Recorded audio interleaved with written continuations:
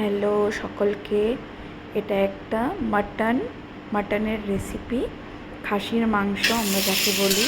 সবাই দেখো, আগে থেকে ম্যারিনেট করে রেখেছি মাংসটাকে। সব পেঁয়াজ, রসুন, আদা বাটা, লঙ্কার গুঁড়ো, লঙ্কা দিয়ে সব কিছু। আর এখানে আবার টমেটো, লঙ্কা, জিরে ধনে গুঁড়ো, পেঁয়াজ, আস্ত রসুন, সব মশলা, পেঁয়াজ সব কিছু রেডি করে রেখেছি।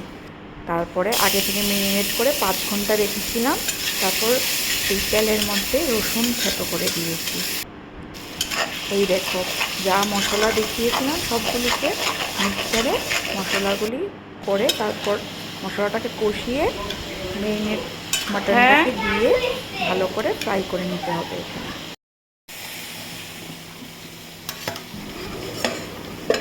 যে পাত্রটাতে আমি ম্যারিনেট করে রেখেছিলাম ওইটা দিয়ে ঢাকা দিয়ে রেখেছিলাম।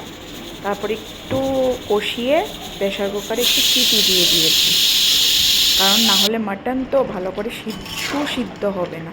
তারপর প্রেশার কুকার থেকে নামিয়ে আবার আস্ত রসুন, আস্ত পেঁয়াজ দিয়ে, কিছু কুচি পেঁয়াজ দিয়ে আর ভালো করে কষিয়ে নিচ্ছি। এই তো আমাদের মাটন রেডি। ভালো লাগলে আবার চেষ্টা করব, তোমরা জানাবে কীরকম হলো। Thank you.